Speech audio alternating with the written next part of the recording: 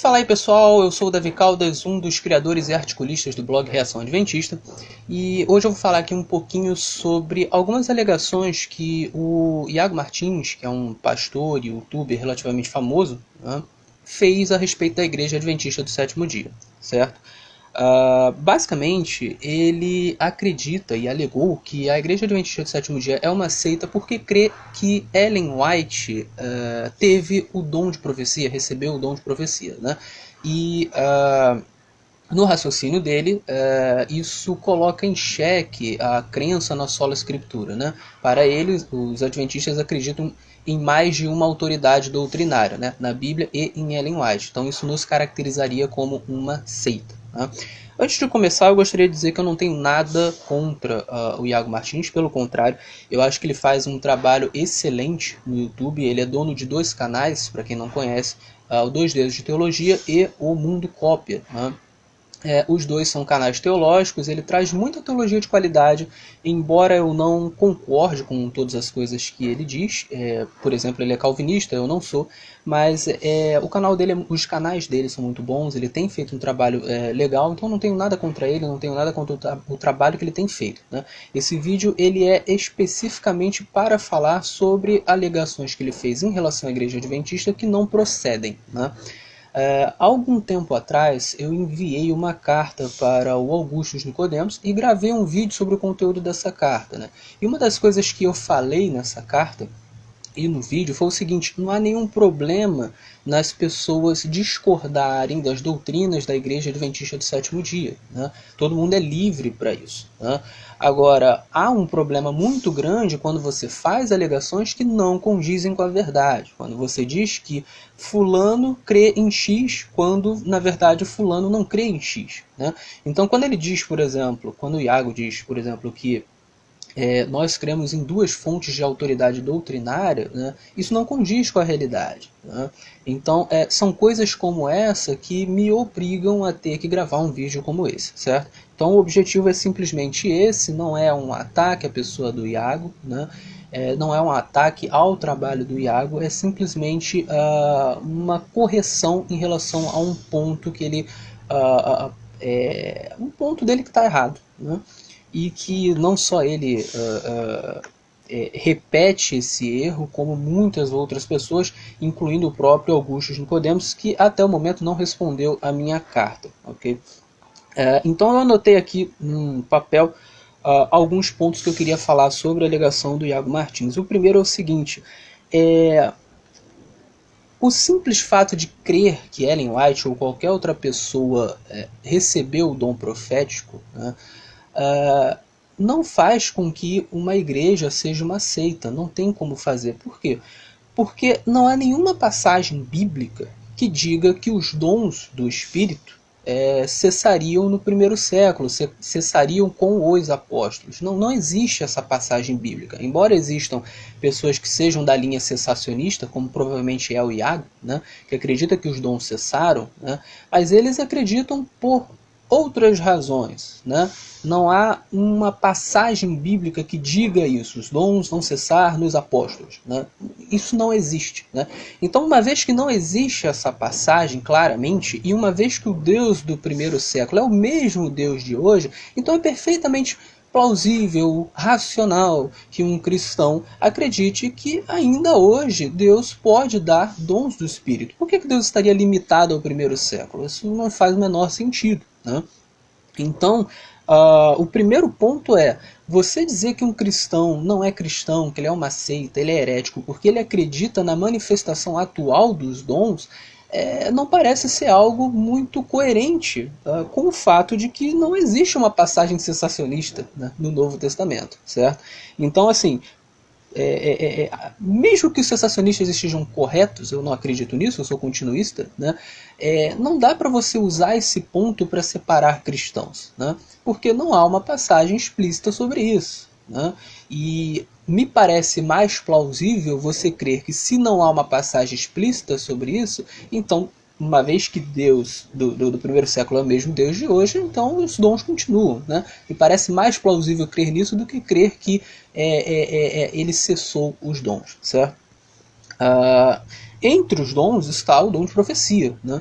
Então, o simples fato de crermos que Ellen White foi uma das pessoas que recebeu o dom de profecia, ela não é a única, nós cremos que Deus pode dar o dom de profecia para qualquer pessoa hoje em dia, né?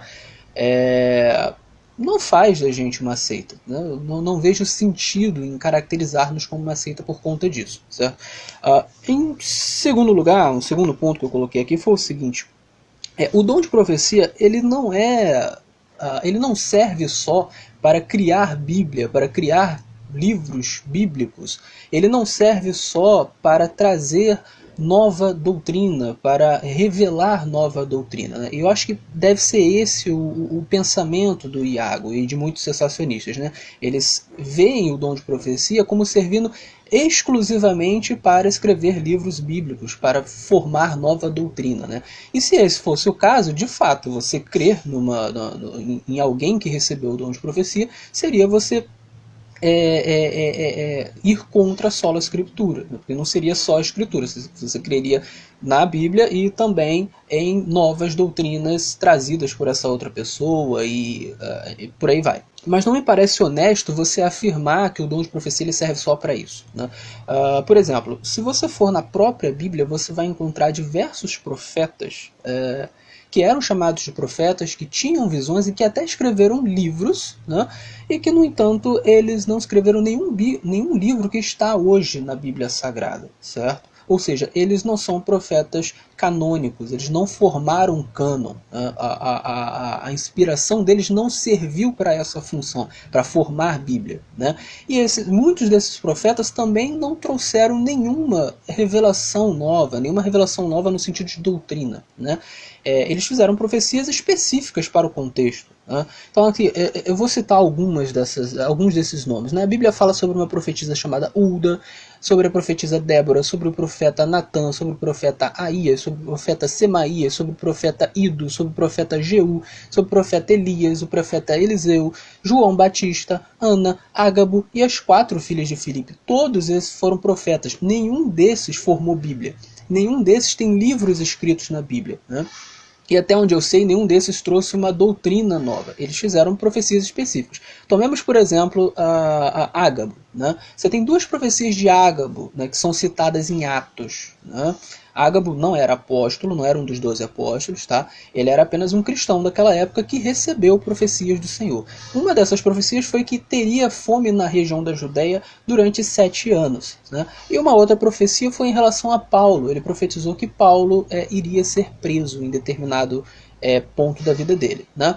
Essas profecias são doutrinas novas? Não, de forma alguma. Elas modificam as doutrinas que já existem, por exemplo, a salvação pela graça mediante a fé, ou a onipotência divina? Não, também não modificam. Elas são profecias específicas sobre aquele contexto, né? Elas não trazem doutrina nova, elas não são doutrina nova, né? Os crentes daquela época creram nas profecias de Ágabo e as profecias de Ágabo se cumpriram, né? Nem por causa disso ele se tornou Bíblia, né? E aí eu pergunto, será que os crentes da época, por terem crido em Ágabo, eles se tornaram heréticos? Era uma heresia crer na profecia de Ágabo? Eu acredito que não, né? Será que os crentes da época consideravam Ágabo uma Bíblia? Eu acredito que também não. Então você veja que para os hebreus sempre foi muito normal você ter a Bíblia, né, os escritos, as profecias que se tornaram cânon, né, e você ter outros profetas que eram profetas que a gente pode chamar de extracanônicos, né, são profetas que eles não têm como função formar um cânon, formar uma Bíblia ou trazer doutrina nova, mas simplesmente trazer mensagens específicas para aquele contexto, certo? Ora, se a Bíblia fala nesse tipo de profeta, né, e isso obviamente não quebrava a sola escritura, a escritura continuava acima de tudo, ela continuava tendo uma função de ser o padrão para todas as doutrinas, né, o padrão doutrinário da igreja, né? Então por que hoje isso não pode acontecer? O princípio é o mesmo, né? E aí a gente vem para um outro ponto, né? Um terceiro ponto. Muitos desses profetas extracanônicos que eu citei, eles escreveram livros e cartas, né? Esses livros e cartas não se tornaram escritura, mas eles escreveram, né? Então será que o simples fato deles terem escrito livros e cartas, né, com suas visões, com seus sonhos, né, fazia com que a crença nesses livros colocasse esses livros na mesma função da Bíblia? Eu acredito que não. Afinal de contas, esses livros não entraram na Bíblia, né? Se eles tivessem a mesma função da Bíblia, eles teriam entrado na Bíblia e teriam se tornado cânones. Eles não se tornaram. Então eles eram cridos pelas pessoas, mas eles não eram entendidos como tendo a mesma função do cânon sagrado, certo?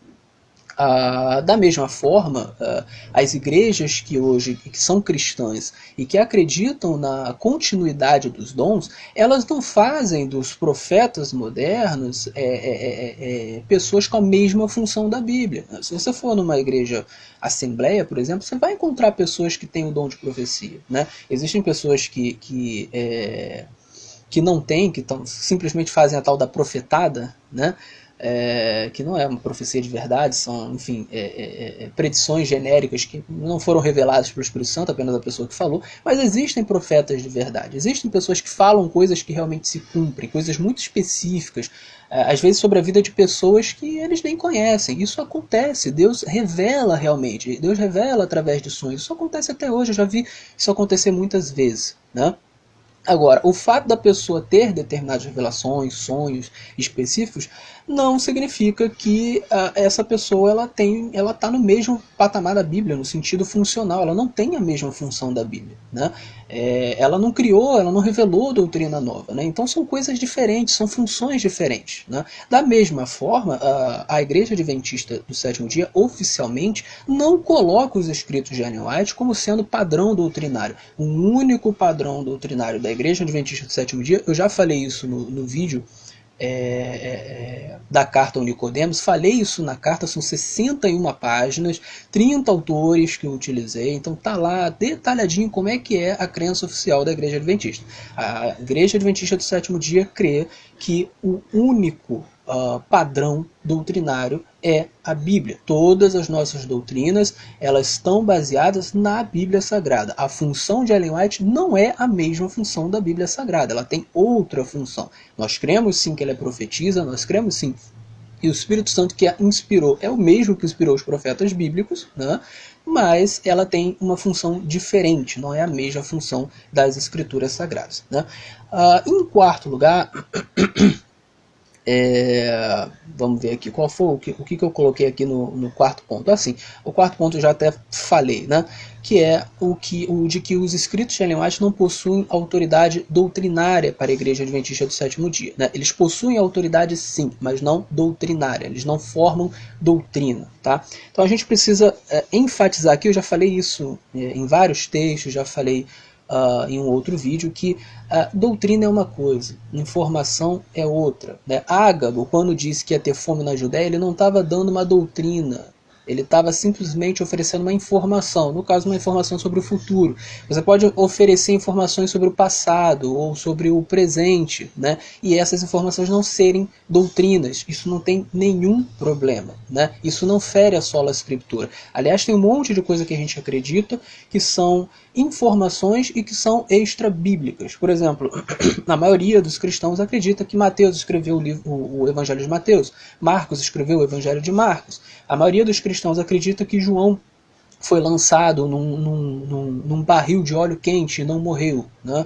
A maioria dos cristãos acredita que Pedro foi crucificado de cabeça para baixo. A maioria dos cristãos acredita que Paulo foi decapitado. Nenhuma dessas informações está na Bíblia. A gente conhece essas informações a partir da patrística, né? Ou seja, a partir da história. Então muitas informações são extra-bíblicas, mas a gente acredita porque a gente também acredita na arqueologia, a gente também acredita na história, a gente acredita nos testemunhos antigos, né? Mas isso são informações, não são doutrinas. Você pode crer nisso e isso não fere a sola escritura, né? O que fere a sola escritura? É você acreditar em doutrinas que estão fora das escrituras sagradas, né? Então a Bíblia é a nossa única regra de fé e prática doutrinárias. Isso não significa que você não possa crer em informações extra-bíblicas, desde que elas não formem doutrinas, né? Se você quiser saber quais são as doutrinas da Igreja Adventista e tirar a prova para saber se realmente elas vêm da Bíblia ou se elas vêm de visões de Ellen White, por exemplo, né? É só você acessar 28 doutrinas fundamentais ou 28 crenças fundamentais. Você vai jogar lá, é um documento que onde a Igreja Adventista expõe oficialmente as suas doutrinas. Estuda aquelas 28 doutrinas e diga, né, se elas não vêm das Escrituras Sagradas. Elas vêm. Né? Não tem nada ali que tenha vindo de visão de Ellen White. Né? O que você pode encontrar ali são divergências em relação ao que você acredita. Né? Talvez você não acredite na santidade do sábado, por exemplo. Né? Eu não acredito nisso, beleza. É um direito seu. Né? Mas você não pode dizer que isso aí veio de uma visão de Ellen White. Não, sábado está na Bíblia. Né? Existe uma discussão bíblica em relação a isso. Né? Então, é só você olhar as 28 doutrinas que você vai ver. E existem muitos livros que falam sobre isso. Eu falei de muitos deles no vídeo para o Nicodemos e na carta. Né? Por exemplo, questões sobre doutrina, tratado de teologia, quando Deus fala, em busca de identidade, são livros muito importantes na Igreja Adventista do Sétimo Dia, teologicamente falando, que deixam claro essa questão. Né? Então essa é a doutrina oficial da Igreja Adventista do Sétimo Dia. Mas tem adventistas que eu conheço que colocam Ellen White no mesmo patamar da Bíblia. Olha, a gente não pode julgar o que uma igreja diz de acordo com o que alguns membros fazem, porque os membros muitas vezes erram. Né? Existem cristãos que são adúlteros. Né? Então se você encontrar uma igreja que tem 10 adúlteros, isso significa que aquela igreja ali apoia o adultério? Não necessariamente. Você tem que ir na doutrina oficial para ver o que a doutrina oficial diz. Né? Na Igreja Adventista, assim como em outras igrejas, você tem pessoas problemáticas, pessoas que fazem as coisas de maneira errada, que fazem as coisas de maneira diversa do que está na doutrina oficial. Nós não podemos julgar a Igreja Adventista com base nessas pessoas. Então tem gente que idolatra Ellen White? Tem, claro que tem, muitas pessoas. Né? Agora, essas pessoas não estão corretas. Da mesma maneira, existem calvinistas que idolatram Calvino. Existem calvinistas que só falam em predestinação o tempo todo. Existem muitos calvinistas que são arrogantes. Né? O que eu mais ouço das pessoas falando, até dos próprios calvinistas, os calvinistas são muito arrogantes. E eu sei que a gente não pode generalizar, não são todos os calvinistas que são muito arrogantes. Né? Acho que nem a maioria, né? Mas existem muitos calvinistas arrogantes. A gente não pode julgar o calvinismo com base nisso. Então, da mesma forma, eu conheço um adventista, eu conheço muitos adventistas que fazem assim. Mas será que eles estão seguindo a doutrina oficial? Eu garanto que não. Essa treta toda começou, né, porque o Iago respondeu a um questionamento, acho que foi não sei se foi no Instagram ou no Twitter dele, né? Perguntaram a ele se ele ouvia Arraiz. Arraiz é uma dupla de cantores que são adventistas. Né? Ele falou que ele não ouvia porque eles são hereges, já que eles são adventistas. E aí começou a treta a partir dali. O próprio Arraiz chegou a comentar, né? O Tiago Arraiz, que é um dos que fazem parte dessa dupla, né? E aí começou a treta a partir dali. Né? Agora é interessante isso que ele falou, né? De que não ouve porque são hereges. Né? Mas eu tenho quase certeza de que no seminário, né, que o Iago fez, né, ele deve ter estudado alguns autores adventistas, né, como por exemplo o Gerhard Hazel e o Wilson Paroski. Né? Esses caras, eles têm livros que são lidos e recomendados pela maioria dos seminários, né, porque eles são muito bons na área nas quais eles são especialistas. Então muito provavelmente o Iago, sem nem saber, consumiu material de adventistas. Né? Um segundo ponto interessante é o seguinte: essa ideia de que os adventistas são uma seita, né? Eu acho que é uma ideia que prevalece mais aqui nos círculos brasileiros. Né? Eu sei que isso existe em outros lugares, mas eu acho que prevalece mais nos círculos brasileiros. Por quê? Lá nos Estados Unidos, né, essa questão ela já foi resolvida há bastante tempo. Né? Walter Martin, que era um protestante especialista em seitas, ele fez uma entrevista aos Adventistas do Sétimo Dia lá pelos anos 50, né, porque ele queria escrever um livro sobre isso. Né? Os adventistas responderam às questões do Walter Martin e produziram um livro, né, com o intuito justamente de explicar ao mundo protestante em geral, né, aos protestantes não adventistas, em que creem os adventistas. Né? Esse livro se chama Questões sobre Doutrina, foi escrito em 1957 e a maioria esmagadora das alegações que fazem hoje, né, contra a Igreja Adventista para dizer que ela é uma seita, já foram respondidas nesse livro, olha, desde 1957. Né? Esse livro existe em português, né? E assim, desde então, o próprio Walter Martin, né, ele concluiu que, embora a Igreja Adventista tivesse algumas doutrinas diferentes da maioria dos cristãos, não dava para considerar a Igreja Adventista uma seita. O Walter Martin disse isso, ele escreveu um livro sobre isso. Né? E desde então, muitos protestantes passaram a ver os adventistas como irmãos lá nos Estados Unidos. Né?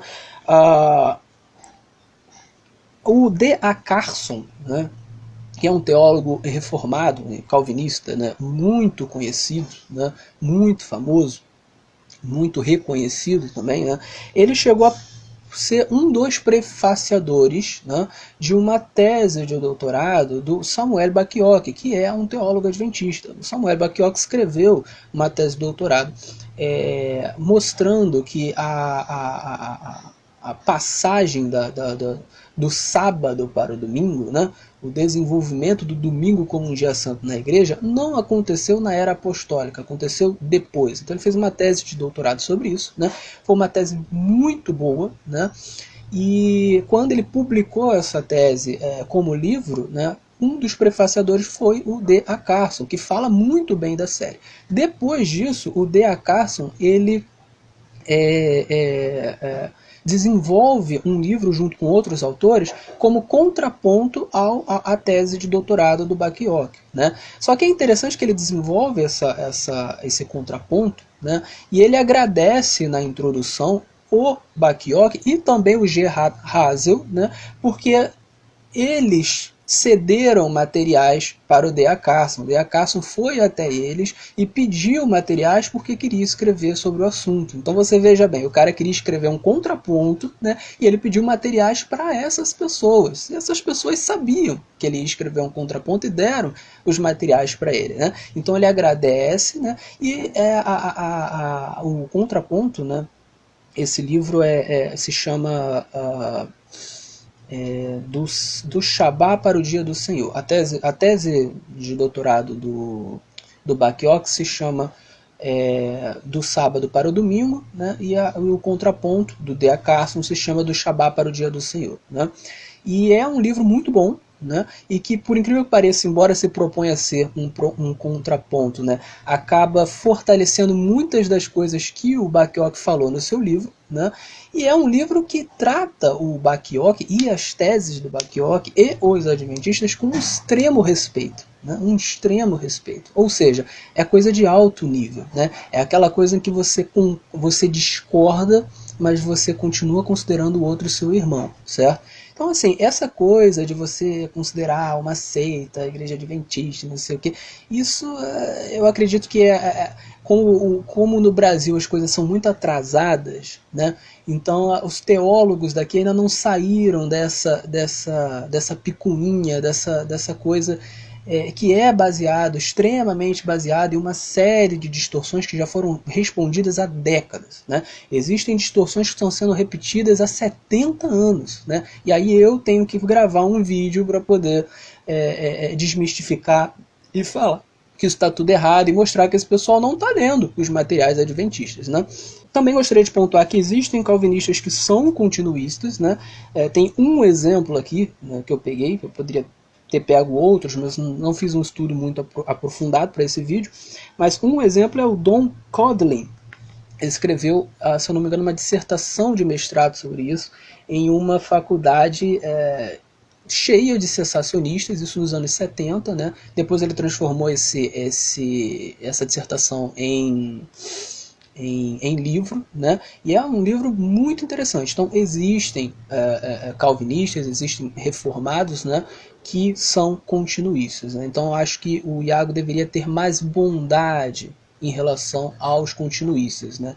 Acredito que ele seja cessacionista e eu acredito que seja por isso que ele nos considera uma seita. Mais ou menos, eu tenho 8 anos de adventismo, formalmente falando, né? E antes de eu me tornar adventista, eu estudei mais ou menos por 2 anos a doutrina adventista do sétimo dia, né? Então são 10 anos estudando a doutrina adventista do sétimo dia. Antes disso eu era um cristão protestante, já fui da igreja presbiteriana, embora nunca tenha sido calvinista, né? Mas tinha uma igreja presbiteriana perto da minha casa e eu gostava de ir lá, né? Então, eu estudo por 10 anos, né? E dentro desses 10 anos de estudo das doutrinas adventistas do sétimo dia, eu só me lembro de uma única vez, que cristãos não adventistas escreveram sobre as doutrinas da igreja adventista do sétimo dia de uma maneira precisa, profunda e honesta, né? Isso aconteceu numa página do Facebook, acho que uns 2 anos atrás, chamada Reforma que Fica, que é inclusive uma página escrita por calvinistas, né? Então foi a primeira vez que eu vi alguém expor as doutrinas adventistas do sétimo dia de uma maneira precisa, honesta, correta. Ou seja, eles de fato foram lá, pesquisaram, conversaram com adventistas e expuseram de maneira correta. Um post muito bom, que vem de uma série de posts sobre igrejas protestantes, né? Eu vou procurar essa postagem e colocar o link aqui no YouTube, né? O que eu quero dizer com isso? Bom, se em 10 anos eu só encontrei uma única postagem, um único texto tratando corretamente as doutrinas da Igreja Adventista do sétimo dia, isso é sinal de que as pessoas não estão estudando, de que as pessoas não estão sendo honestas intelectualmente, né? Então fica a dica aqui para os protestantes que não são adventistas e para o próprio Iago, caso o Iago queira fazer um vídeo sobre a Igreja Adventista do sétimo dia, eu acredito que ele vai fazer, né?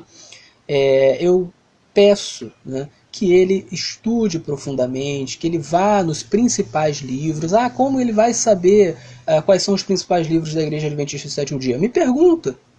Eu me disponho a ceder materiais, a apontar os materiais corretos, importantes, para que ele possa fazer uma pesquisa precisa, uma pesquisa intelectualmente honesta, né? Foi o que o D.A. Carson fez, pedindo material para o Samuel Bacchiocchi e para também o Gerhard Hasel. Então isso não é nenhum problema, né? Se ele quiser, poxa, eu quero fazer um vídeo sobre os adventistas e eu vou mostrar que vocês estão errados. Não tem problema, eu não vejo problema nisso, né?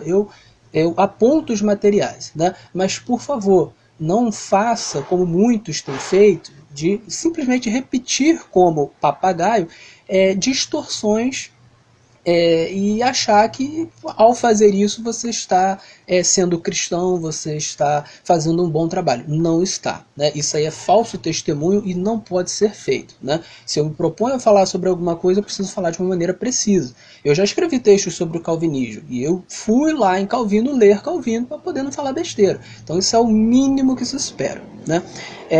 Vou terminar esse vídeo falando um pouquinho, muito rapidamente, sobre algumas distorções em relação a Ellen White, né? Eu já falei aqui que nenhuma doutrina adventista do sétimo dia se baseia em visões de Ellen White. Então essa aqui a gente já tratou, né? Existe um ponto aqui relacionado a minúcias, né?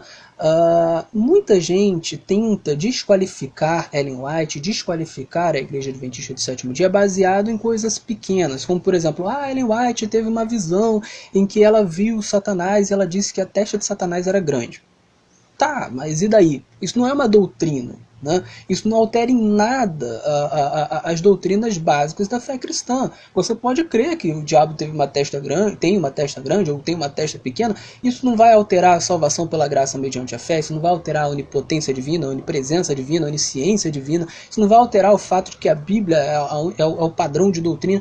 Não altera nada, né? E de fato é perfeitamente possível que o diabo tenha uma testa grande, né? Então, assim, você pode até não acreditar em determinadas coisas que Ellen White diz ter visto. É um direito seu, né? Mas você não pode pegar minúcias que nem doutrinas são e fazer disso uma coisa, nossa, isso é um empecilho para a fé cristã. Gente, não há nenhum problema em você crer em informações extra-bíblicas, desde que elas não formem doutrina, certo? E desde que elas não alterem as doutrinas básicas da fé cristã, o que é o caso. Então essas minúcias, você vem aqui citar um monte de coisa que Ellen White viu nas visões e que você acha bizarro. Tá, mas elas são doutrina? Não, então tanto faz, entendeu? Não há problema nenhum nisso, entendeu? E geralmente essas coisas que as pessoas citam e que elas acham bizarras são coisas que poderiam ter acontecido. Por exemplo, tem um livro de Ellen White em que ela diz que viu, né, no passado, né, ela teve uma visão onde ela viu a cena do primeiro sacrifício de animal. Aí ela escreve com base nisso que os sacrifícios de animais foram ensinados por Deus ao próprio ser humano, né? Era uma prefiguração de Jesus Cristo, né? E que os primeiros a sacrificarem foram Adão e Eva, e que eles ensinaram aos seus filhos, né? Isso não está na Bíblia, né? Você vai encontrar lá o primeiro sacrifício feito por Abel, né? E não por Adão e Eva, né? Só que é perfeitamente possível que isso tenha acontecido. Afinal de contas, os pais ensinam as coisas para os filhos, né? Lá em Gênesis, né, nos primeiros capítulos, você encontra Deus vestindo Adão e Eva com peles. Se ele vestiu Adão e Eva com peles, algum animal foi morto. Então, se algum animal foi morto, é perfeitamente possível que Deus tenha ensinado a Adão e Eva que a partir daquele momento ele requereria sacrifícios, porque esses sacrifícios simbolizavam algo maior, né? E é perfeitamente possível que eles tenham ensinado a Abel e Caim, né?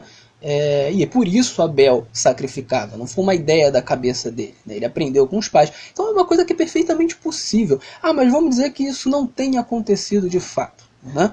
Isso altera alguma coisa na fé cristã? Não, não altera. Então eu acho que focar em minúcias não faz nenhum sentido. Você tem todo o direito de não acreditar em alguma visão, em alguma coisa, mas se isso não forma a doutrina ou não altera as doutrinas já existentes, é irrelevante, né?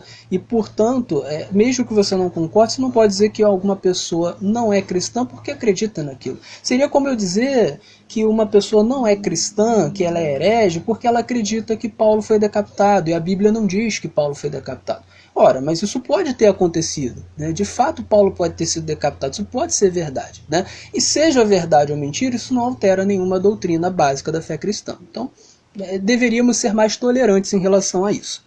Existem alguns conselhos de Ellen White também que são muito questionados pelas pessoas. Por exemplo, ela aconselha a não tomar café e usa palavras fortes para isso. Ela diz que tomar café é condescendência pecaminosa, pecado, enfim, né? E aí muita gente fica horrorizada. Nossa, onde que está isso na Bíblia? Bom, isso não é uma doutrina, certo? Isso é uma aplicação de um princípio geral da Escritura, né? Pela Escritura você consegue entender que o nosso corpo não é nosso, ele pertence a Deus, né? E que tudo que não é nosso pertence a Deus, nós precisamos cuidar bem. Nós não somos dono dos nossos corpos, nós somos mordomos, nós somos administradores, né? Então, se Deus é o dono do nosso corpo, nós precisamos cuidar bem do nosso corpo, precisamos cuidar bem da nossa saúde. Destruir a nossa saúde não é algo que agrada a Deus, certo? Além do mais, a Bíblia fala o seguinte, né? Jesus fala o seguinte: a ceifa é grande, mas os ceifeiros são poucos. Ore ao Pai para que Ele mande mais ceifeiros. Quando você não cuida bem da sua saúde e ainda ensina os outros a não cuidar bem da sua saúde, o que acontece? Você fica doente. A maioria das doenças que existe é porque a gente não cuida bem da nossa alimentação, não cuida bem da nossa saúde, aí você fica doente, né? E aí você acaba dando trabalho para os outros, né? Alguns cristãos que poderiam estar fazendo outras coisas, às vezes tem que ir lá te visitar, tem que ir lá te ajudar, né? A tua família talvez tenha que te ajudar, tenha que gastar tempo com você, ou seja, você está tirando ceifeiros da ceifa, né? E você mesmo fica debilitado. Se você está, por exemplo, numa cama doente, você não vai poder subir a favela para pregar o evangelho, né? Você não vai poder fazer missões, você não vai poder fazer muita coisa. Então, assim, quando você não cuida da sua saúde, uma das coisas que você faz, né, além de você não estar cuidando bem de algo que não é seu, que é de Deus, né, você ainda diminui o número de ceifeiros, né? Você atrapalha o ministério de Deus, né? Atrapalha não no sentido de que, enfim, ele foi pego de surpresa, ele já sabia que isso ia acontecer, e a gente não frustra os planos de Deus, ele sempre tem outras formas de alcançar, outras formas de pregar o evangelho para outras pessoas, enfim. Mas você atrapalha no sentido de que você poderia estar sendo útil e não está. Isso significa que você vai sobrecarregar alguém que já está na ceifa. Algum ceifeiro vai ter que trabalhar dobrado porque você está doente e não pode trabalhar, certo? Então, assim, cuidar da saúde, sobre todos os aspectos, é um princípio bíblico, né? Por exemplo, o vício. O vício é condenado nas Escrituras, né? A glutonaria é condenada nas Escrituras, né? Então, o cuidado com a saúde é um princípio bíblico, né? E aí, através do princípio bíblico, você consegue aplicar o princípio bíblico a muitas situações concretas. Por exemplo, não há nenhuma passagem na Bíblia que diga que usar maconha é pecado, né? Mas a gente sabe que é, porque a aplicação do princípio bíblico. A gente sabe que a maconha vicia, a gente sabe que a maconha mexe com o seu cérebro, a gente sabe que a maconha destrói a sua saúde. Então é óbvio que se o princípio bíblico é cuidar da sua saúde, você não deve usar uma substância como a maconha, certo? Então, da mesma forma, né, Ellen White fala muito sobre questões de saúde nos seus livros, né? Foi algo que Deus a chamou para falar, né? Entre outras coisas, né? Ela tem livros muito interessantes falando sobre a saúde. E os Adventistas do Sétimo Dia são conhecidos mundialmente por valorizarem a saúde, e em muitos lugares do mundo os Adventistas vivem mais e com mais qualidade de vida justamente porque valorizam a saúde. A cidade de Lomas Linda, por exemplo, tem muitas pessoas com mais de 90 anos e que estão muito bem de vida. Por quê? Porque a Lomas Linda, a maioria das pessoas são adventistas e elas cuidam da saúde. Então é uma coisa boa, né? E quando Ellen White vai falar do café, né? Gente, o café é uma substância altamente viciante, né? Eu conheço muitas e muitas e muitas pessoas que são viciadas em café, né? Que não conseguem ficar sem café, que quando ficam sem café ficam morrendo de dor de cabeça, ficam irritadas porque são viciadas em café. É uma substância viciante, é uma substância estimulante. Se você toma demais, isso altera o seu sono, né? Isso dá dor de cabeça. Então, assim, traz problemas, né? Existem pesquisas que dizem que o café é bom para algumas coisas? Existe. Também existem muitas pesquisas que dizem que o café é ruim para muitas coisas, né? Então, se há algum benefício no café, os malefícios parecem ser maiores pelas pesquisas que a gente vê, né? Então, em um contexto onde você tinha um monte de pessoas viciadas em café, né? E Ellen White estava tentando conscientizar as pessoas a cuidar melhor da saúde, né? Ela usar palavras fortes, né, para fazer com que as pessoas deixassem de lado o consumo desse condimento, né? É perfeitamente razoável, entendeu? É uma aplicação das regras básicas de saúde. Aí talvez você diga assim, mas eu acho que ela exagerou, né? Eu acho que é só uma questão de você moderar, de você não beber demais, de você misturar com leite, de você não ser viciado, e aí não tem problema. Ok, é um direito seu você achar que ela foi exagerada, que ela exagerou nas palavras que ela usou, entendeu? Mas o princípio básico por trás é inquestionável, né? O café é algo que faz mal e é algo potencialmente viciante, né? Então é razoável que uma pessoa fale, olha, não tome isso, entendeu? Assim como é razoável uma pessoa falar, não tome refrigerante, né? Porque o refrigerante faz um mal danado, entendeu? Então mesmo que você ache que foi exagerado, isso é um direito seu, né? Mas você tem que convir de que existe ali um princípio por trás, certo? Ela pode ter sido exagerada, ela pode ter usado palavras pesadas demais, mas existe um bom princípio ali por trás. E isso não é uma doutrina, isso é uma aplicação do princípio básico de cuidar da sua saúde, entendeu? Então daí você chegar e dizer que os adventistas são hereges, porque eles acreditam num conselho de que tomar café é algo ruim, né? Porque é potencialmente viciante, etc. e tal, eu acho muito pesado. Eu acho muito pesado. Você tem total direito de não concordar, mas você precisa concordar com o fato de que cuidar da saúde é uma coisa importante e de que o café é uma coisa complicada para a saúde. entendeu? Então, eu acho que a gente também precisa entender, né, que mesmo que você não concorde com determinadas coisas, ou que você acha que Ellen White exagerou em determinados pontos, né, existem princípios ali por trás que são muito verdadeiros, né? Então eu acho que daí você dizer que é uma seita por causa disso, eu acho que é demais, eu acho que é muito exagerado, tá? Uh, Existem também alguns, vou falar aqui sobre outros dois pontos, né? Tem um ponto que é as acusações de plágio, né? Existem aí, acusações de que Ellen White plagiava outros autores e tal. Isso aí já foi trabalhado em muitas publicações adventistas, né? E basicamente o que acontece? Ela era uma pessoa que lia bastante, né? Ela lia bastante e muitas vezes quando ela ia escrever determinada coisa, ela parafraseava um autor, né? Ela não copiava o autor, né? Isso aí é um exagero, mas ela parafraseava ideias, né? Ela fazia tipo quando você está fazendo uma pesquisa de trabalho, né? De trabalho de escola, né? E aí você pega 3, 4, 5 livros e você vai parafraseando e juntando o que esses livros falam, né? Ela fazia isso. A Ellen White era uma pessoa que lia muito, mas era uma pessoa que não tinha muita instrução, né, formal. Ela não completou o primário, né? Então ela tinha um pouco de dificuldade de se expressar, ela já falou isso várias vezes. Então a melhor forma que ela achou de se expressar era juntar, ler vários livros, né, captar a mensagem desses livros, né, e parafrasear o que eram dito nesses livros. Ela não fazia isso o tempo todo, mas ela fazia em alguns momentos quando ela achava que ela não conseguia expressar aquilo da melhor maneira. Não é plágio isso, certo? Existe um exagero muito grande nisso aí, tá? Já foram feitos estudos sobre o grau de independência do que ela escrevia em relação aos outros autores, né? E esses estudos não apontaram para um plágio, mas simplesmente para uma pessoa que lia bastante e que costumava a parafrasear autores, né? Embora não fizesse isso sempre, né?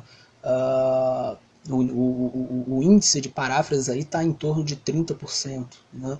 E mesmo assim há graus de paráfrases diferentes. Algumas paráfrases elas são quase irreconhecíveis, né? Enquanto que outras são um pouco mais parecidas, porque tem algumas palavras mais parecidas, né? Então basicamente existe isso, né? Existem algumas acusações também de que ela fez profecias que não se cumpriram, né? Todas as acusações sobre profecias que não se cumpriram que eu analisei, eu vi que eram furadas,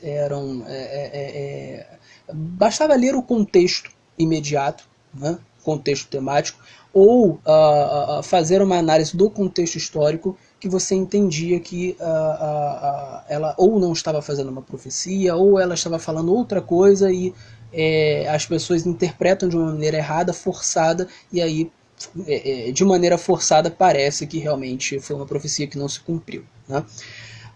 Por que os adventistas creem que Ellen White tinha o dom de profecia? Isso é importante para quê? É importante para a salvação? Não. Né? O que é importante para a salvação? Você crer em Jesus como seu Senhor e Salvador. Né? Isso é importante para a salvação. É isso que te salva de fato. Né? E a partir do momento em que você crê em Jesus como seu Senhor e Salvador, o único Senhor e Salvador, né? Você passa a amá-lo e, por conseguinte, você vai passar a tentar fazer a vontade dele, né? Isso é o básico para a salvação, né? Você crer, e aí Deus te dá a salvação pela graça mediante a fé. E aí, a partir daí, você passa a fazer a vontade de Deus. Não é você fazer a vontade de Deus que te salva, né? Mas isso é uma consequência de você aceitar a Jesus como Senhor e Salvador. Então, Ellen White não tem nada a ver com isso, né? É perfeitamente possível você ser salvo sem crer em Ellen White, é perfeitamente possível você ser salvo sem ser adventista, sem guardar o sábado. A maior parte dos cristãos do mundo que já morreram estarão no céu e nunca terão tido a oportunidade sequer de saber que o sábado precisava ser guardado, entendeu? Então a questão aqui de Ellen White é por que a gente crê nela, né? Porque na época em que ela viveu, ela teve muitas visões e sonhos sobre casos específicos, sobre famílias, sobre indivíduos, né, que ela não conhecia, que ela morava distante, ou que ela não sabia das circunstâncias, da situação dessa pessoa, dessa família, né? E ela foi lá aconselhar com base no que ela teve de sonho, de revelação, e batia exatamente com o que a pessoa vivia. E ela ia lá, aconselhava, e a pessoa muitas vezes acatava os conselhos e se voltava para Cristo, se voltava para a fé, às vezes estava cometendo algum erro, deixava de cometer, né? Então eram coisas que ela fazia, né, que, assim, só tem duas explicações: ou o diabo revelou ou Deus revelou, né? Só que o diabo não vai revelar algo, né, para você fazer a pessoa se voltar para Cristo, para você fazer a pessoa se voltar para a Bíblia, por exemplo, que era o intuito dela, era o que ela fazia. Ela tinha visões e ia lá consertar a pessoa, entendeu?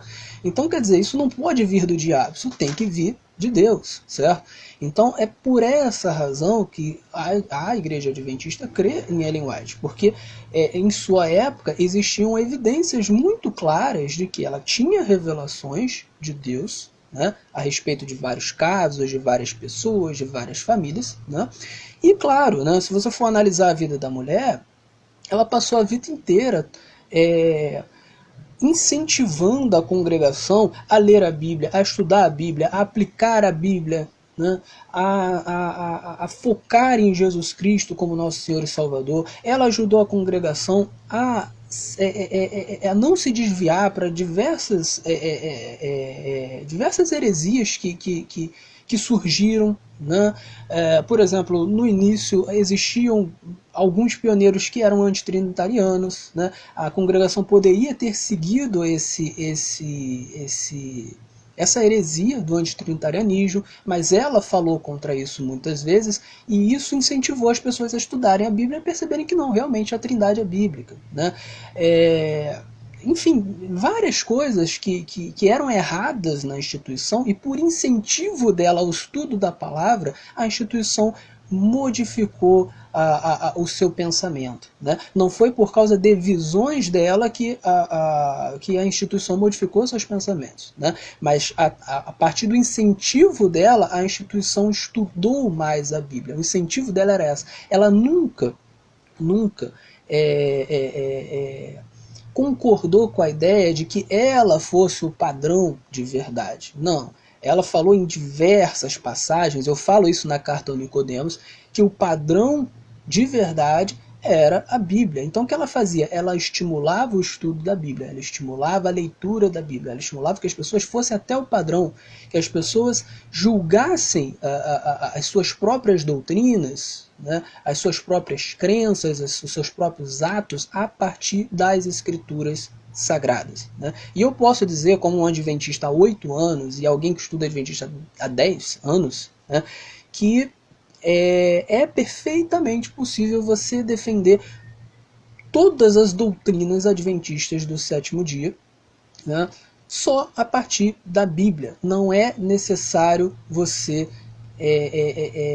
apelar à autoridade de Ellen White para você convencer sobre as doutrinas adventistas. Pega lá as 28 crenças adventistas. Nenhuma delas você precisa de Ellen White. Eu nunca apelei para Ellen White para poder defender qualquer uma das doutrinas que eu defendo como adventista do sétimo dia. Isso é um mito, né? E se tem adventistas que fazem isso, fazem sem necessidade e fazem contrariamente à teologia oficial adventista e contrariamente à própria Ellen White, porque ela não queria que seus escritos servissem para isso. Ela queria sim que seus escritos fossem lidos, né, mas que fossem lidos para que as pessoas fossem conduzidas às Escrituras.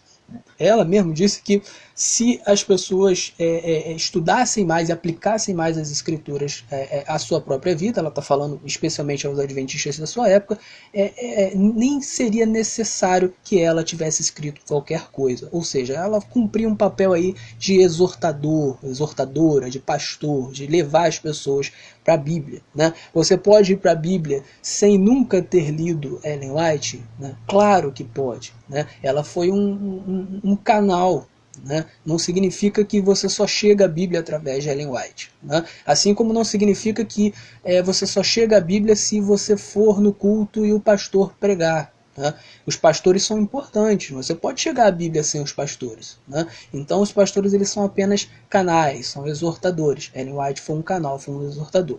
A Igreja Adventista do Sétimo Dia tem como única regra de fé e prática as Sagradas Escrituras, a Bíblia Sagrada, reconhecida pelos protestantes com seus 66 livros, Antigo e Novo Testamento. Ellen White não é autoridade doutrinária para a Igreja Adventista do Sétimo Dia. Ela é autoridade sim, mas não com função doutrinária. Ela é autoridade por outras razões, né? Ela foi uma grande mulher, ajudou muito a instituição, né? Se hoje a Igreja Adventista existe em quase todos os países do mundo, é porque Ellen White ajudou em muitas coisas, assim como muitos outros pioneiros, né? Mas dizer que ela é a base da nossa doutrina, isso é absolutamente falacioso, mentiroso, uma distorção que tem sido repetida por um monte de pessoas como papagaios, né? Então, por favor, não façam isso, né? Eu espero que se o Iago Martins quiser gravar um vídeo sobre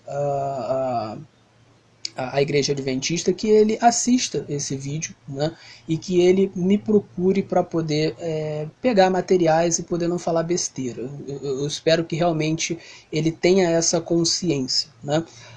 Só para finalizar, eu escrevi um e-mail para o Iago, né, um e-mail curto, né? Não foi um e-mail longo como que eu escrevi para o Augusto Nicodemos, foi um e-mail curto, né? Onde eu pincelei isso que eu falei aqui no texto, e eu falei, e eu mandei para o Iago alguns materiais com a própria carta ao Augusto Nicodemos. Mandei um e-mail para ele, mandei um e-mail para o Dois Dedos de Teologia, né? Então acredito que ele já recebeu, mandei inbox no Facebook para ele, está escrito lá visualizado, então alguém viu, né? Não sei quem é que tem acesso à conta dele, mas alguém viu, se não foi ele, foi outra pessoa, né? Então eu estou realmente esperando que ele vá se pronunciar sobre isso, ou me responder individualmente, ou gravar algum vídeo, né? E por causa disso eu já estou me antecipando, né? Porque, enfim, são 10 anos estudando a Igreja Adventista, eu geralmente vejo pessoas distorcendo as doutrinas adventistas, então eu meio que já espero que se ele for gravar um vídeo, ele vai gravar um vídeo falando muitas besteiras, então eu já estou antecipando aqui o que provavelmente ele vai falar, né, e refutando, porque bom, são sempre as mesmas coisas, não tem muita novidade, então eu já estou acostumado, eu já sei. Há 10 anos eu lido com os mesmos argumentos, né? Então eu espero que a gente possa ter um debate melhor daqui para frente. Mais uma vez, isso aqui não é uma guerra, tá? Admiro muito o trabalho do Iago Martins, né? E se você acompanha o canal Adventista, eu sugiro que acompanhe também o Dois Deus de Teologia, o Mundo Cópia, porque tem muito material legal. O Iago é um cristão verdadeiro e eu não estou aqui para brigar, eu estou aqui para simplesmente evitar que um falso testemunho seja disseminado. É isso aí. Se você gostou, clica no joinha, deixa o seu comentário, se inscreva no canal e tamo junto. Um abraço, Deus abençoe a vocês.